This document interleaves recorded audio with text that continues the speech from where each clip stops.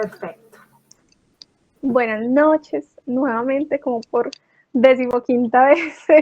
Entonces el personaje de hoy es Stephen Hawking y vamos a continuar como con esa línea temporal que hemos ido construyendo de el conocimiento que tenemos hasta hoy del universo, ¿cierto? Entonces ya pasamos por muchas cosas y en este punto ya tenemos conciencia de, por ejemplo, como vimos con Vera Rubin, la existencia de la materia oscura, ya tenemos un poquito de conciencia con respecto a la expansión del universo, todavía hay muchas distancias que no hemos calculado, todavía hay muchos huecos en la evolución del universo y es lo que vamos a entrar a ver acá, el área en la que aporta un montón este personaje tan importante. Entonces, retomando, Stephen Hawking nació realmente en Londres, pero muy chiquitito. Su familia decidió mudarse a Oxford porque la situación en Londres estaba siendo muy difícil porque era la Segunda Guerra Mundial y habían bombardeos constantes. Entonces, obviamente, no era una situación segura para criar niños y de hecho para nadie. Pues para nadie va a ser una situación segura. Entonces decidieron pues como mudarse a este lugar más seguro y allí tuvo sus primeros años de vida Stephen. Entonces él fue el mayor, esta es una foto real de Stephen, bebecito, sostenido por su papá. Sus papás eran también pues académicos, entonces desde muy pequeño le inculcaron como todo ese amor por el conocimiento. Él era el hijo mayor, ay no, esto se me adelantó. Él era el hijo mayor de 3 hijos que tuvieron ellos, entonces este es Stephen y sus 2 hermanas. Entonces, bueno, sus primeros años fueron nuevamente muy llenos también de conocimiento inculcado por sus papás y más adelante, entonces él querría estudiar matemáticas, pero su papá quería, o sea, sí quería que estudiara, pero quería que estudiara en el University College en Oxford y allí no estaba la opción de matemáticas como tal. Entonces, él inicialmente pues ya se presentó pues como igual a estudiar allí y terminó sacando su grado de física. Entonces, bueno, esta es una fotografía del University College de Oxford. Según lo que leí, esto es como que la Universidad de Oxford en realidad tiene como varias sedes, llamémoslo así, entonces como que cada una de esas sedes se especializa como en cosas diferentes, tiene opciones de carreras diferentes, entonces en la que quería su papá que estudiara, pues no estaba la opción de matemáticas. Entonces, bueno, de ahí el lío, pero igual él se inclinó pues por lo que quería más adelante. Sin embargo, un dato interesante con respecto a Hawking es que lo imaginemos como que él era súper brillante, súper el más genio desde niño y en realidad no era tan así. O sea, él sí era como amante del conocimiento, pero realmente era más bien perezoso, o sea, no era súper fan como de dedicarse mucho a estudiar.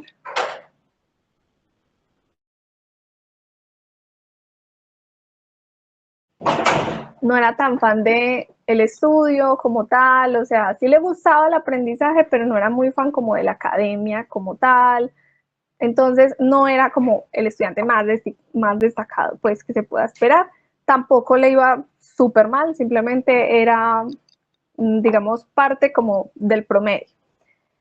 Cuando entró a la universidad, a Oxford, pues siguió siendo como más bien ese estudiante parte del promedio, ¿sí? Como que no se destacaba pues por ser el más brillante de todos, pero sí era muy carismático. Entonces él, de hecho, sin tener como las habilidades más impresionantes en el área de los deportes, se unió al equipo de remo de su universidad y él estaba encargado como de la parte estratégica y eso ayudó como mucho a organizar el equipo. Entonces es algo muy curioso y muy chévere porque en realidad digamos que su fortaleza en este deporte era igualmente su mente. Entonces aquí tenemos una fotografía del equipo de remo en esa época. De hecho, me gusta que para esta presentación de Hawking encontré muchísimas fotos de él, entonces, bueno, ahí podemos ir construyendo como mucho más fácil esa línea de tiempo, que a veces se hace muy difícil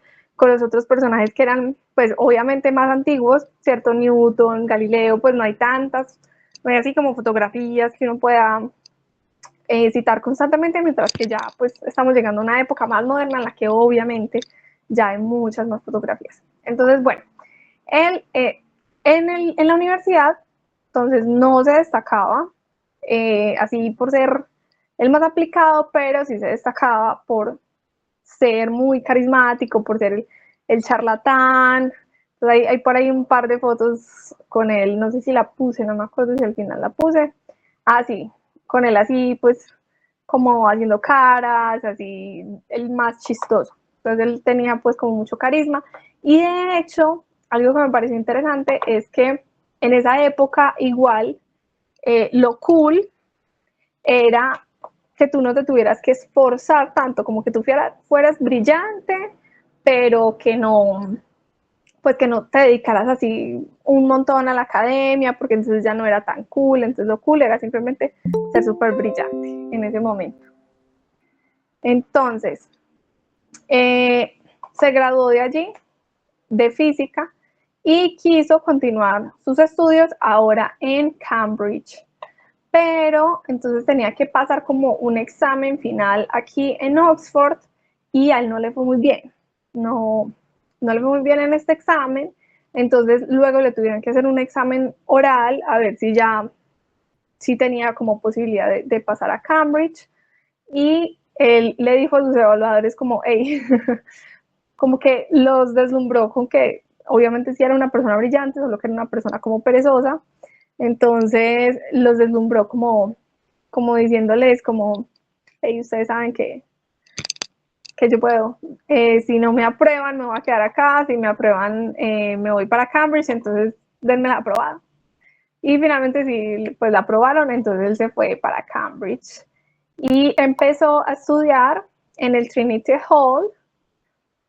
Y allí empezó como a estudiar en el área de la cosmología. Pero, llega en este momento, esto es como, él tiene como 21 años, o sea, todavía está súper joven, y allí es donde empieza a sentir unos dolores, empieza a sentir como que tiene cierta poco control en ocasiones de su propio cuerpo, entonces se cae con facilidad, se le está dificultando por momentos hablar, entonces él acude pues como a sus padres, ellos lo envían pues como a donde varios doctores, le hacen exámenes, varias cosas y se tardan un tiempo en encontrar exactamente qué es lo que tiene. Y allí es donde ya finalmente llegan al diagnóstico que ya de pronto hoy lo conocemos como mucho más, que es esclerosis lateral amiotrófica. Entonces, esto es como un problema en las células del sistema nervioso que controlan como la movilidad. Entonces, hay un deterioro en esas células. Entonces, acá pues tenemos como un grafiquito. Obviamente no es mi fuerte, estoy tratando de replicar como lo que alcancé a leer. Entonces es como un deterioro en estas células y eso hace que la persona vaya perdiendo lentamente el control de su cuerpo.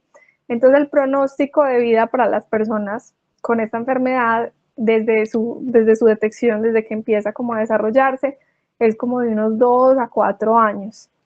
Entonces obviamente pues esto es un momento súper duro para él está muy joven, tenía como todas esas ganas de aprender, de hacer mil cosas y fue bastante complejo para él ese diagnóstico. Entonces tiene como una etapa de depresión muy fuerte en la que dicen que se encerró a escuchar Wagner todo el día y no hacía nada más porque sentía como que, hey, pues voy a perder mi vida muy pronto.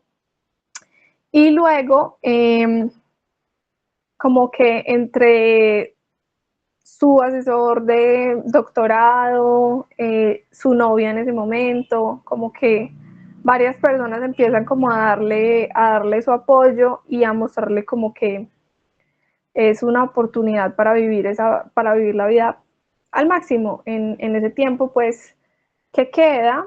Entonces él finalmente como que termina logrando salir como de ese estado, de ese primer estado de shock, y tiene una nueva perspectiva y dice, ok, listo, voy a vivir mi vida al máximo, lo que me queda, y me voy a dedicar a lo que me gusta, que es estudiar física. Entonces, es algo curioso, una elección que me parece maravillosa. Entonces él dijo, me voy a dedicar full a estudiar física, y para qué esperar más, decidió casarse pues con su novia. Entonces, según ella misma relataba, esta situación pues como de casarse, ellos estando así tan jóvenes, ella era 2 años menor, entonces incluso le tocó pedir como un permiso especial en la universidad, porque en ese momento no dejaban como casarse a la gente, le tocó pues pedir como un permiso, no dejaban casar los universitarios. Eh, entonces le tocó pues como, les tocó hacer como toda la gestión, pero finalmente ella decía que no era como tan raro pues tomar esa decisión así como apresurada de casarse, porque finalmente igual también era una época de guerra, entonces era una época de mucha inestabilidad en muchos sentidos. Entonces era una época en la de, hey, aprovechemos el hoy, el momento que tenemos, porque no sabemos qué va a pasar después con nada, había mucha incertidumbre en general. Entonces digamos que este tipo de decisiones tal vez no fue única de esta pareja por la enfermedad de él, sino que también habrían muchas parejas en esa época tomando decisiones similares por la situación ajetreada pues que se está viendo en el mundo. Entonces ella, la verdad, calificó como una decisión pues como no tan loca de momento, sino como que era bastante lógica. Entonces, esta es una fotografía. Para este momento en el que ellos se casaron, él ya necesitaba pues como el apoyo del bastón, pero pues todavía podía hacer la mayoría de las cosas, yo creo que todo por sí mismo hasta este punto. Igual ahí ellos estaban esperando pues como que la enfermedad avanzara muy rápido, pero milagrosamente la enfermedad no avanzó tan rápido, avanzó, pero no tan rápido. Entonces ya desde ahí él se inspiró un montón a seguir estudiando cosmología. Recordemos que la cosmología es el estudio del universo como un todo, ¿cierto? Entonces la cosmología estudia el origen del universo, la evolución del universo, los primeros años, qué se espera futuro del universo, cómo está constituido en general, qué leyes lo rigen. Todo eso es lo que estudia la cosmología. Entonces, en ese momento, pensemos que, devolviéndonos un poco, no se tenía toda la información que tenemos hoy en día. No tenían el James Webb, el Hubble, ¿cierto? No tenían esa visión tan ilustrada que tenemos hoy en día. Ilustrada me refiero, en este caso, literalmente a de tantas imágenes que tenemos hoy en día del universo. En ese momento no se tenía absolutamente nada de eso. Se tenían unos datos en unas placas fotográficas. Era un mundo muy diferente, muy diferente. No había tanta claridad en muchas cosas. Ya existía la teoría del Big Bang, pero no había como nada que soportara esa teoría en sí. Simplemente se le ocurrió a George Lemaitre llamarle Big Bang. Ya Hubble había demostrado la expansión del universo. Sí, todo esto, sí, pero aún no se tenía mucha idea de qué era lo que pasaba en ese supuesto origen del universo. Todavía no lo sabemos, pero al menos ya tenemos un poco más de información gracias a Hawking. Entonces, en esa época, me vuelvo nuevamente, en esa época no era tan común que los físicos se dedicaran a la cosmología, porque habían otras áreas que estaban en su boom.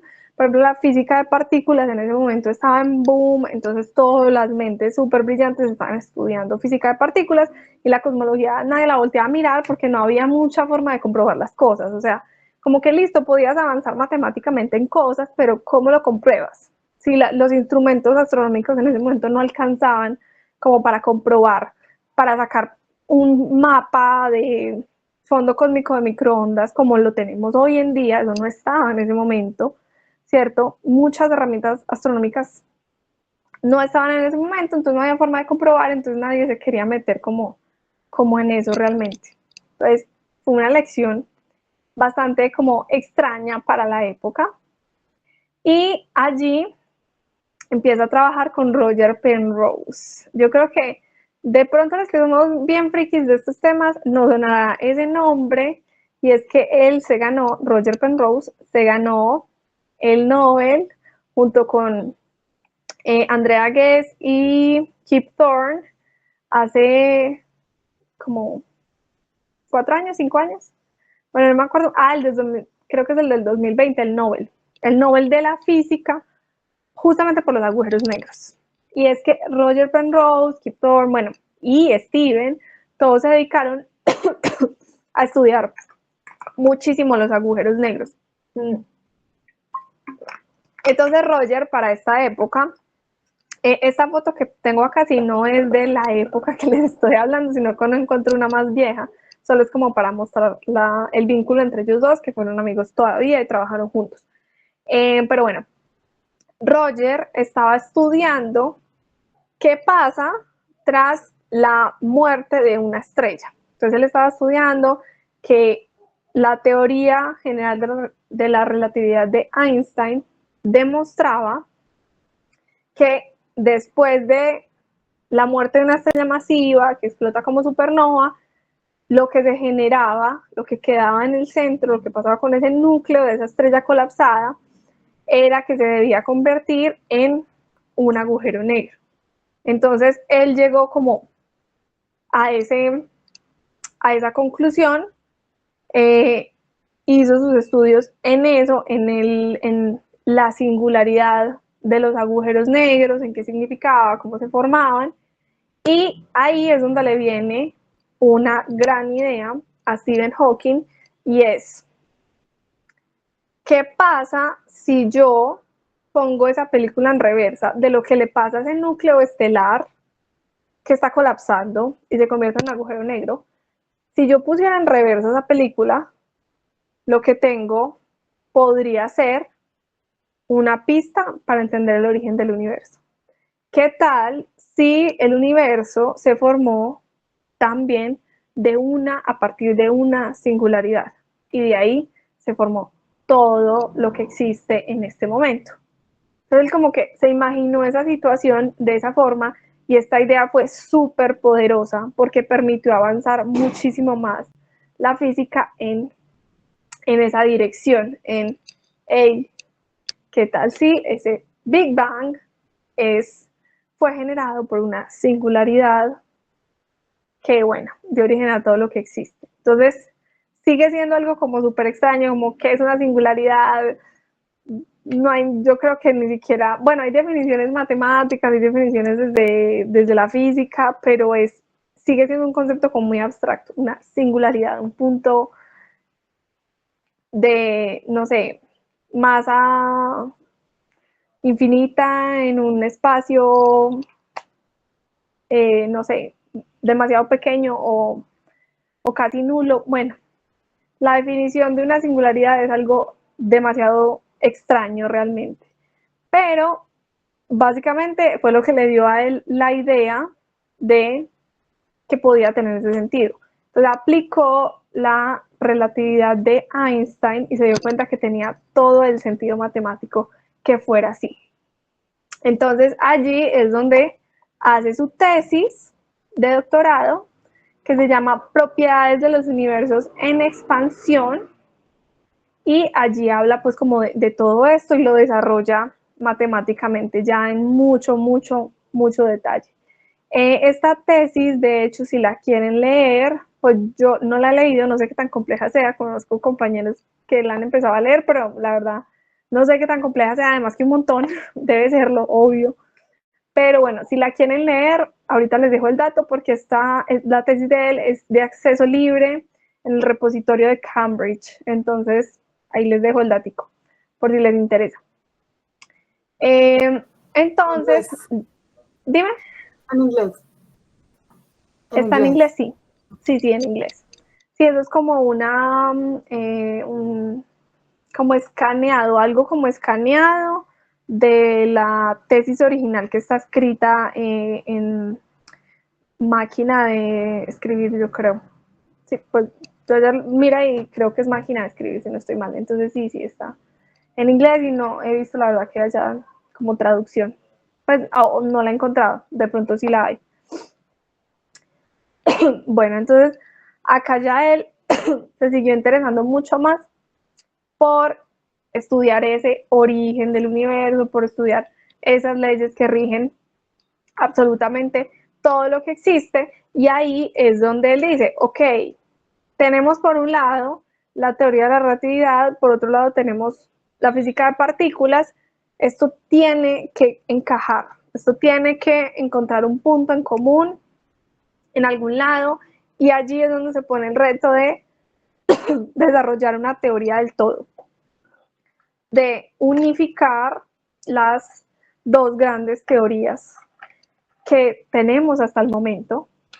Todavía no se ha cumplido esa tarea de unificarlas, y bueno, que son la relatividad y la mecánica cuántica.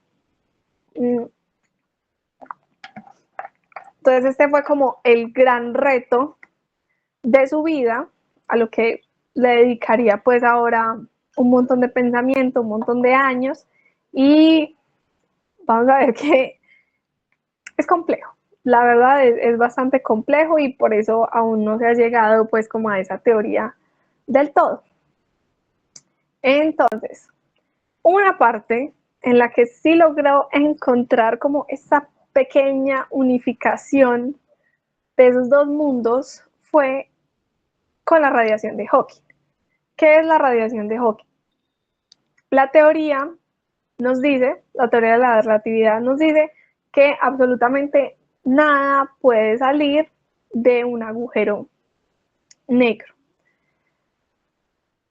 Pero a Hawking se le ocurrió la posibilidad de que algún tipo de radiación tenía que emitir igual los agujeros negros.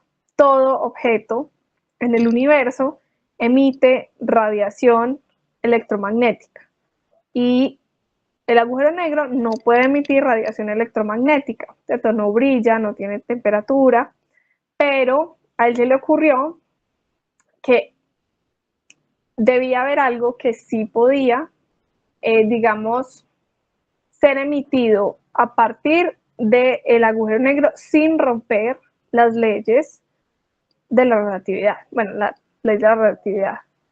Entonces, ahí es donde se le ocurrió esa unión entre relatividad, mecánica cuántica, y es que la mecánica cuántica nos dice que el vacío, el espacio vacío, tiene una energía asociada que hace que de manera espontánea todo el tiempo estén surgiendo pares de partículas, o sea, partícula y su antipartícula, y luego vuelven y se aniquilan. Es decir, se forma un positrón y un electrón, partícula y su antipartícula. Constantemente se crean, se destruyen, se crean, se destruyen en fracciones de segundo. ¿Cierto? Eso es algo que surge de la mecánica cuántica. Entonces, en ese bordo, en el bordito del agujero negro, puede estar pasando exactamente eso. Es decir, se forman partícula, antipartícula, partícula, antipartícula. Y resulta que uno de esos pares puede caer hacia el agujero negro y el otro puede salir del agujero negro. Entonces, allí donde no se está destruyendo ese par partícula antipartícula, es donde algo termina como escapando, no sale directamente dentro del agujero negro, sino que es como en el bordito. Entonces, esa partícula que queda por fuera es lo que se llama radiación de Hawking. Entonces, todo el tiempo, de manera muy lenta, un agujero negro está emitiendo estas partículas que no se aniquilaron con su contrapar. Y a eso le llamamos radiación de Hawking. Y es una teoría que, si bien es como extraña, es como controversial, la primera vez que uno la escucha como que no es tan chévere de digerir, y de hecho les voy a dejar un videito que me parece que lo explica chévere, porque esto acá es, o sea, yo la escuché y me la escucho en este momento y digo, es que suena muy raro, suena muy raro este tipo de radiación, pero realmente sí fue comprobada luego. Entonces, la radiación de Hawking es la forma en la que los agujeros negros irradian algo, ¿cierto? Y es la forma por la cual los agujeros negros se pueden evaporar, o sea, pueden desaparecer por completo. Claro, va a suceder más fácilmente en un agujero negro muy pequeñito, que ahí es donde ya surge también la idea de que hubo agujeros negros primordiales, pero bueno, pues adentrarnos como en otro mundo que también tiene que ver con Steven, pero bueno, centrándonos específicamente en esto, esta radiación de Hawking abrió como una nueva puerta a decir, ok, los agujeros negros son como el fin del espacio-tiempo, es donde ya todo deja de tener sentido, pero a la vez estamos logrando como unificar ahí una partecita, ¿cierto?, de la relatividad con la mecánica cuántica, y a la vez esto nos está abriendo una nueva puerta que nos dice, los agujeros negros se pueden evaporar, pueden desaparecer, y eso abre la puerta para otros interrogantes todavía más complejos. Entonces, bueno, ya continuando más por el lado de su vida personal, mientras él estaba trabajando intensamente en agujeros negros y en cosmología, a la vez estaba también empezando su familia. Entonces resulta que él tuvo 3 hijos con su esposa Jane. Entonces por acá fotico de Steven. Ya Steven estaba pues en un punto en el que ya no podía caminar por sí solo, ya necesitaba pues como la silla de ruedas, y para hablar era muy complejo, casi no se le entendía. De hecho, su hijo menor dice que él, los primeros años de vida, como los primeros 3 años, pues no podía entenderlo, porque pues él era un bebé y Steven hablaba como podía. Entonces no hubo una relación, una comunicación entre ellos dos, porque no, pues era muy complicado. Entonces no fue sino hasta más adelante que Steven le desarrollaron un computador que él pudiera manejar con movimientos muy leves, que ya se le creó esta voz robótica que conocemos hoy en día, que la hemos visto pues como en series, en Los Simpsons, en todo lado, que es como la voz característica de Hawking, que no es su voz, claro, sino la voz del computador. Entonces no fue sino hasta este momento que su hijo menor puede entablar pues como una relación, una comunicación con Steven como tal, que ya su enfermedad estaba avanzando bastante. Igual, aunque se ve como un avance rápido para esta enfermedad específica, es un avance muy lento, porque lo que les comentaba, que la esperanza de vida en ese momento para las personas con esta enfermedad era como de 2 a 4 años, mientras que él ya llevaba como 10 años con una enfermedad para ese momento. Luego, cuando estaba en un viaje, le dio neumonía y estuvo muy grave en el hospital. Entonces allí, en ese momento, a Jane se le hace la pregunta si decide desconectarlo o si se sigue intentando y se le practica una traqueotomía, porque le tienen que abrir acá, porque ya no, digamos, ya no le da para respirar por la vía nasal, sino que le tienen que hacer una incisión en esta zona para poder tener respiración asistida como por acá el resto de su vida, es decir, tendría que perder ya por completo su voz. Entonces ella dice como, bueno, él siempre ha sido muy, muy terco, él ha querido seguirle peleando como a esta enfermedad. Entonces, sí, que le hagan la traqueotomía y que siga sin voz, pero él va a seguir. Entonces, allí es donde ella toma pues esta difícil decisión, él pierde la voz y le adaptan este computador pues como para suplir ya por completo todo eso, porque hasta ese otro momento él podía todavía medio balbucear algo, pero ya pues para este punto ya sí, se queda sin voz por completo. Entonces, toda la comunicación depende exclusivamente de su computador. Y es ya en esta situación, en este avance de su enfermedad, que escribe sus libros de divulgación. El primero, bueno, estos vienen después, pero el primero que escribió y el que le trajo como gran fama internacional fue Breve Historia del Tiempo, que es donde él trata de dar como una descripción muy general de el surgimiento del universo, la evolución y bueno, todo lo que sabemos o lo que hasta el momento se sabía del universo, bueno, que creo que es casi lo mismo que sabemos en este momento, para describir de manera sencilla el origen del universo, su evolución, todo, para público general. Y este es un paso muy importante porque es uno de esos grandes científicos que también le mete mucho pues como al tema de la divulgación. Y es que, claro, toda esta ciencia, todo lo que él conoce, lo que él desarrolla, lo que él se le ocurre, pues también debe estar al alcance de las personas que no son expertas en el tema, es decir, de todos nosotros los mortales que amamos esto, pero que obviamente no podemos llegar a esos niveles a los que llegaban estos grandes genios. Entonces, él escribe este maravilloso libro y es un boom en todo el mundo, se vuelve súper famoso, la gente es súper contenta con este libro, es uno de los libros, bueno, es el libro más vendido escrito por él. Eh, Más adelante pues desarrolla el universo en una cáscara de nuez, que también es muy chévere. Isabela, ¿nos vas a contar algo? ¿O una pregunta? Bueno, Te pregunto, ¿la radiación de Steven se ha demostrado experimentalmente? hasta donde yo recuerdo, sí, pero ahorita se me generó la duda. Entonces, verificamos. Eh,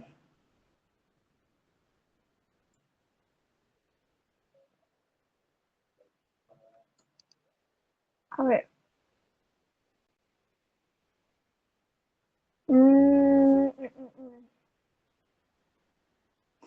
Dice que no se ha observado directamente en el espacio, pero existen demostraciones experimentales en entornos de laboratorio. O sea, en entornos controlados sí se ha demostrado, solo no se ha observado directamente como en los agujeros negros, porque igual es muy complejo. Pues sería muy complejo detectarlo en agujeros negros. Pero sí, o sea, se ha detectado de manera, ¿cómo es que se dice eso? Indirecta, de manera indirecta. Esa es la palabra. Ah, ¿Eso ya, responde? muchísimas gracias. Ah, bueno. Dale. Listo. Entonces, ya él escribe sus libros de divulgación. Más adelante tienen problemas en su matrimonio con su primera esposa. Finalmente se divorcian. Ella se casa pues con un compañero que conoció, creo que volviendo a la universidad, algo así, y él se casa con su enfermera. Ya para este momento, él está con enfermeras el 100% del tiempo porque necesita asistencia ya bastante, digamos, avanzada para todo. Entonces, ahí es donde conoce a Elaine Mason y su segundo matrimonio. Luego, llega a esto que a mí me parece una cosa muy, muy, muy interesante, que se llama la paradoja de la información. Él estaría trabajando en esta paradoja de la información durante muchos años con Roger Penrose y luego cambiaría de idea en las últimas décadas, pero bueno, la paradoja de la información lo que nos dice básicamente es que la energía, perdón, la información es la forma en la que algo está organizado, tal que ese algo es específicamente eso y no otra cosa. Me escribí, creo que súper enredado, pero básicamente es la forma en la que los átomos están organizados, tal que constituyen, por ejemplo, a mí, o tal que constituyen una mesa, o tal que constituyen una estrella, o tal que constituyen un planeta, o lo que sea. Entonces, la información es cómo están organizados. ¿Qué pasa? Cuando un agujero negro se forma, esa información de lo que era, por ejemplo, la estrella que dio origen al agujero negro, se pierde porque los agujeros negros se pueden categorizar solamente por tres cosas, que es el teorema del no pelo, que nos dice que un agujero negro está completamente determinado por su masa, su carga y su rotación. Es decir, si yo tengo dos agujeros negros, no sé, que no giran, supongamos, y tienen 5 masas solares cada uno, son indistinguibles. O sea, no hay absolutamente nada en ese agujero negro que lo haga ser diferente a este otro agujero negro. Entonces, eso lo que nos dice es la información de ese objeto que existía antes de ser un agujero negro, se pierde en ese proceso de volverse un agujero negro. Pero no solo eso. El agujero negro se puede evaporar después de, claro, miles de millones de años, muchísimo tiempo, 50.000 millones de veces, yo no sé qué número de veces la edad del universo, se demora demasiado en evaporarse, pero sabemos que eventualmente en algún punto se va a evaporar. Entonces, si el agujero negro se evapora y lo que hace que se evapore son ese par de partículas, partícula-antipartícula que se forman en el horizonte, ese par de partículas antipartícula nos lleva información sobre lo que había dentro de ese agujero negro, no lleva información de nada. Y se evapora y finalmente se esfuma. Y entonces, ¿a dónde fue la información? ¿A dónde fue la información de lo que era esa estrella que dio origen a ese agujero negro? ¿Qué pasó? Entonces ahí es donde viene el tema de paradoja de la información, el escape de esa información, porque se supone que no debería perderse. La información de la composición de algo no debería perderse en este universo, de acuerdo a lo que conocemos. Pero según esto, si las cosas funcionan como Hawking dijo que funcionaban, si estamos bien, estamos como correctos en el entendimiento de la física cuántica, el entendimiento de la teoría de la relatividad, entonces eso significa que sí se pierde la información. Y eso es muy extraño, porque entonces como que se podría borrar todo lo que existe de alguna forma. Entonces es como, es una paradoja súper, que me parece muy interesante, consultenla más a profundidad también porque es muy bonita. Y él estuvo trabajando en eso toda su vida y en el año como 2006, 2007, algo así, habló en una conferencia, dijo como que estaba pensando en la posibilidad de que esa información no se perdiera, sino que pasara a otros universos. Pues como que eso fuera un túnel a otro universo, algo así, y bueno, ya eso generó como mucha polémica, pero bueno, lo interesante es ver que después de un montón de años, él siguió pensándole a esto y seguía permitiéndose ser flexible con sus propias ideas del universo. O sea, como se seguía permitiendo imaginar como otras posibilidades. A ver, ¿qué nos dice Julián?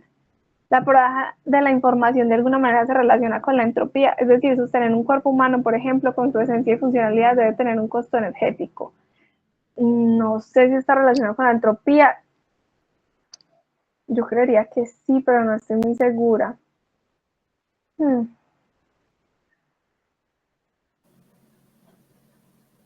Yo Pareciera creo que sí, porque finalmente sí estoy es, de acuerdo que sí. yo creo que sí, porque finalmente esos son unos principios de la termodinámica. No te puedo decir con certeza porque no he visto termodinámica en la universidad, pero yo creo que sí, les quedo debiendo ese dato. La verdad, porque sí, sí está muy interesante analizar ahí como cuál es la relación. Pero sí, yo creo que sí, casi segura que sí, está relacionado. Porque sí, O sea, Lice, lo que pasa es que vea, es, yo pues tengo una pregunta, no sé. dale. Ella, o sea, el agujero negro emana una radiación, ¿cierto? Una radiación. Esa radiación hace que en algún momento el agujero se desvanezca, pues, o se desaparezca. Pero entonces, como él decía, que de todas maneras el universo puede haber sido formada por un tipo de, lo que dijiste al principio, Singularidad, sí. por esa singularidad. Entonces, yo digo que a partir de esa singularidad, pues, o sea, de pronto no se esfuma, sino que de pronto se transforma en otra cosa, pienso. Puede ser. Entonces, que no se ha investigado y no se ha descubierto en qué se transforma. Sí, es que se llega como a un punto en el que no se puede ahondar más en términos matemáticos, como que podemos tener propuestas teóricas, ¿cierto? Pero en términos matemáticos, la verdad no hay forma de saber, no hay forma de saber qué pasa ahí. Si se O sea, pierde, si...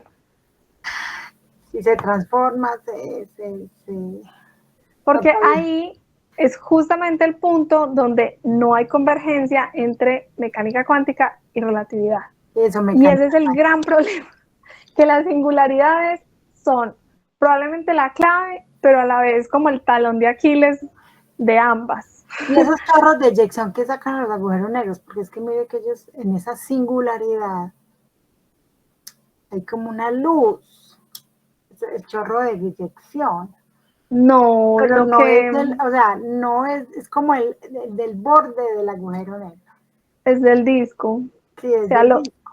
lo que sale, sí, como de los agujeros negros, que no es en realidad de dentro del agujero negro, sí es del disco, como con los cuásares, pues, Pero entonces pero, pero sí es no la, es es la singularidad ahí o no, pues ok.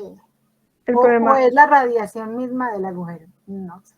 no, no es la radiación, Pero si de todas maneras la radiación del agujero negro se ve, o sea, no ¿cómo? se ve. Pero ¿cómo saben que existía? Porque de todas maneras hay algo que le ve la radiación, así como él, o solamente es teoría. Es teórico y se ha comprobado experimentalmente lo que le respondí ahorita a la compañera, que se ha comprobado de manera indirecta en el laboratorio, pero no se ha comprobado como con los agujeros negros directamente porque no tendríamos forma de medir esa radiación. Como Así una como medimos la simulación. radiación electromagnética de los Sí. agujeros, pues no se puede realmente medirlo con instrumentos desde acá, no. Entonces, la forma en la que se ha detectado es de manera indirecta en experimentos.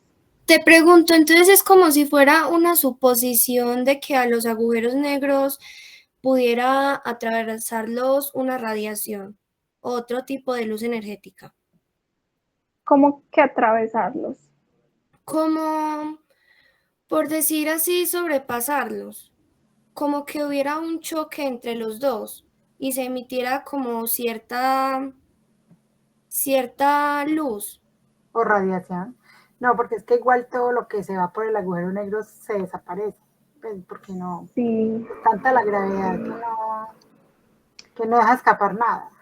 sí, o sea, el tema está en el límite, ¿cierto? En el horizonte de sucesos. Cuando tú pasas el horizonte de sucesos, ahí ya Ya. todo, Mm. digamos, ya nada puede salir, nada puede escapar. Está ahí dentro del agujero negro, pero no puede escapar, ¿cierto? Se supone que todo llega a esa singularidad de la que no sabemos qué es bien. Y lo que está afuera, ¿cierto? Que es ese par antipartícula que se quedó ahí solito, es lo que va a ser la radiación de Hawking, ¿cierto? Entonces, no es como que algo salga directamente del agujero negro y no es como un tipo de luz, sino que es otro tipo de partículas, ¿cierto? Porque la radiación, por ejemplo, electromagnética son fotones de diferentes energías, pues con diferentes longitudes de onda, pero son una partícula que es fotón.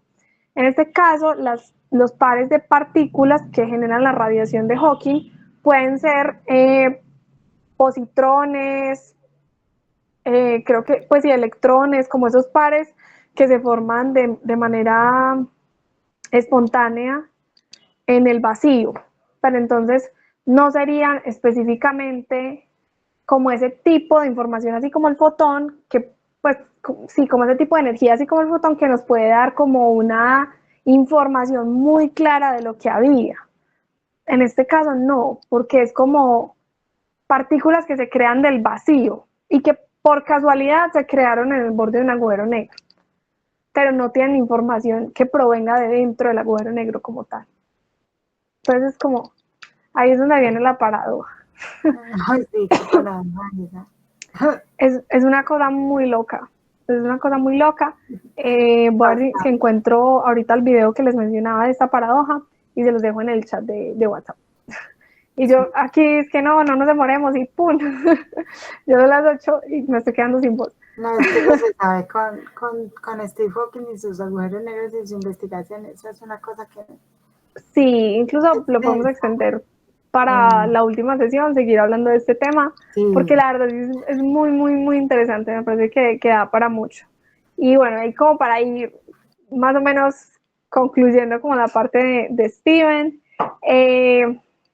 ya después de esto él se siguió dedicando pues claramente a seguir estudiando, a seguir aprendiendo e indagando. Para este momento, creo que esa es una parte también importante, el gran poder de Steven para este momento es, y bueno, en general ha sido su mente, su capacidad creativa de imaginar posibilidades. Porque en la parte matemática, en el desarrollo matemático, él realmente no, como no tiene la posibilidad de escribir, él no puede hacer como todo ese desarrollo de ecuaciones y eso, o sea, él lo entiende a la perfección, pero no puede hacerlo porque no puede escribir. Entonces ese desarrollo matemático normalmente se deja, pues, o lo hacían los estudiantes de él. O sea, los estudiantes, las personas con las que él trabajaban, hacían como el desarrollo matemático y el gran fuerte de Steven era, pues, esas ideas innovadoras y locas que decían, ok, toma este camino, toma este otro camino, ¿qué tal si ponemos esto así, si hacemos esto así? Entonces, esa es como la gran magia que ha tenido su cerebro. Y bueno, aquí fotico de la celebración de sus 65 años. Él no se quería jubilar, él no se quería jubilar de su trabajo como, él era, ¿cómo era? La cátedra lucasiana de matemáticas de Cambridge. O sea, él fue profesor de Cambridge hasta lo más que pudo, porque no se quería jubilar, porque amaba demasiado la investigación. Entonces, ya cuando fue como, hey, no, no puedo seguir con mis trabajos docentes, pues no, ya no le daba realmente por la situación del avance de su enfermedad, ya no le daba pues como para seguir siendo profesor. Entonces allí ya decidió como, ok, listo, pues, se retiró de la universidad, pero siguió en su investigación, o sea, de manera personal siempre, siempre hasta el final, siguió investigando. Entonces, esta es como la celebración de sus 65 años, los quiso hacer en el avión de Zero G de la NASA, de cero gravedad. Esperen, que si es de la NASA, ya me entró la duda, no me acuerdo si este sí es. Pero bueno, el caso, él hizo este que lo hemos visto yo creo que acá, que es ese avión que cae así, pues lo suben mucho y luego lo dejan caer en pues caída libre y como todo está cayendo a la misma velocidad se siente como si estuvieras en gravedad cero. Entonces es como que bien interesante, también le llaman el avión del vómito, pero bueno, interesante para poder experimentar lo que se siente la gravedad cero. Y por acá luego, esto es más reciente, es como en el 2010, escribió este libro que también fue como muy polémico porque se llama El Gran Diseño. Y es que acá, él antes había dicho como que él quería conocer la mente de Dios, o sea, como que quería entender lo que estaba detrás de la forma en la que surgió y en la que evoluciona el universo, ¿cierto? Entonces, como él lo llamó de esa forma, conocer la mente de Dios, pero él en realidad se declara ateo y él lo mencionaba como una forma como de decir, como una forma de expresarlo.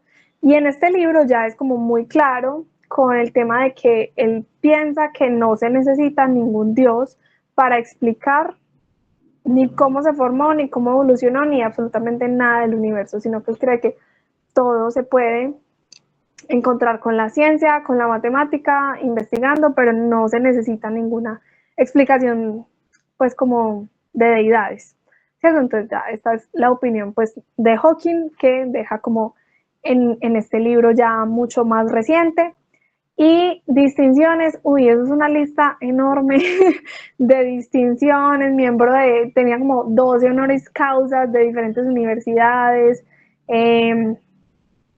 demasiadas, como medallas de todas las sociedades, como de la Royal Society, bueno, de un montón de cosas, edificios nombrados en su honor, bueno, muchas cosas, y la verdad dije, no, esto es una lista demasiado grande, se las voy a leer, pero cerré la pestaña y la verdad ya está un poco tarde, pero bueno, son muchas. Entonces, ahí para resumir, el legado, el gran legado que nos deja Stephen Hawking, creo que son varios, y uno muy importante es, claro, su percepción, su gran imaginación para entender, para ver más allá de las ecuaciones, de lo que se conocía hasta el momento, de incluso los propios datos astronómicos, ir más allá y pensar esas otras posibilidades y llegar a ideas como con respecto al origen del universo, por atreverse como a soñar con eso.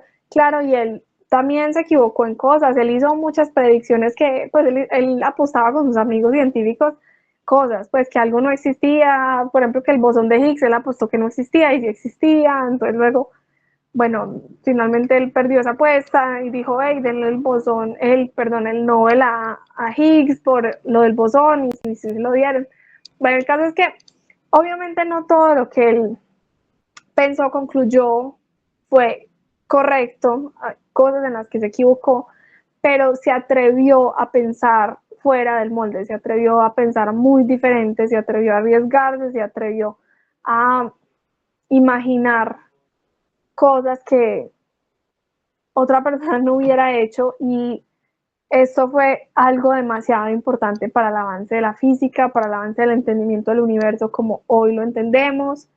Y otra cosa muy importante es que él también demostró como esa tenacidad de decir voy a seguir haciendo las cosas, y él decía mucho que no quería y eso me parece que es una reflexión general muy importante, y es como una persona en situación de discapacidad no se define y no se tiene que definir únicamente por su situación de discapacidad. O sea, una persona que esté en esta situación es simplemente una persona que está en esta situación y se puede definir por 80,000 cosas diferentes más allá de eso. Entonces, en este caso, él quería definirse por todas las cosas que podía seguir haciendo con su vida, por todo lo que podía seguir aprendiendo, construyendo, investigando, y ese es un gran legado. Él contra todo pronóstico dijo voy a vivir mi vida al máximo y lo hizo de una manera espectacular. Entonces, ese son como algunos de los legados que pienso yo que dejó Stephen Hawking. Claramente ustedes también pueden pensar otros, dar sus aportes, y de hecho voy a leer lo que dijo acá Julián. La anécdota de la invitación para encontrar viajeros del tiempo, todo un personaje, sí, ay, esa es muy chévere. Claro, si él propuso como que iba a hacer una fiesta para viajeros del tiempo, pero no les iba a avisar, como que no enviaba la invitación, sino hasta un día después, algo así. Entonces que si alguien aparecía en la fiesta como tal era porque era un viajero del tiempo, porque entonces habría visto la invitación que él todavía no había mandado. Entonces que como nadie llegó, entonces que esa era una prueba, pues obvio no, pero que era como una prueba de que no habían viajeros en el tiempo, y él decía que si se pudiera el viaje en el tiempo, entonces estaríamos llenos de turistas del tiempo. Más adelante diría como que de pronto sí era posible el viaje en el tiempo, pero no era viable en términos prácticos. Entonces, bueno, él era, sí era un personaje, por ahí aparece en The Big Bang Theory, él era, le gustaba mucho también como ser un científico popular y salir en todos los shows y hacer chistes, era un personaje bien divertido. Nunca dejó de ser esa persona con esa chispa para hacer reír a todo el mundo. Entonces, bueno, no sé, preguntas, aportes, reflexiones, lo que quieran.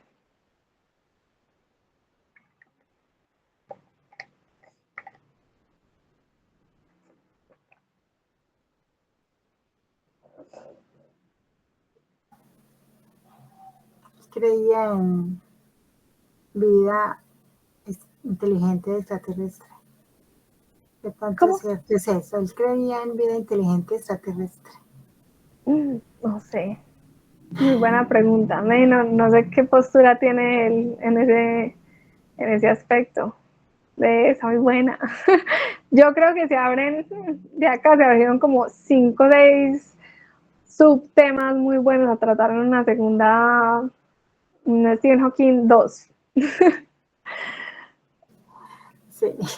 Sí, porque hay varias cositas, es que es una vida tan llena de cosas, de pensamientos, es que da para mucho. Yo creo que definámoslo así, hagamos una segunda sesión, la del 9, hagamos la de más cosas a profundidad de Hawking, de la paradoja de la información y profundicemos un poco más en agujeros negros, que ya lo hemos hablado aquí, pero los agujeros negros son una cosa muy loca en la que todavía se puede profundizar más.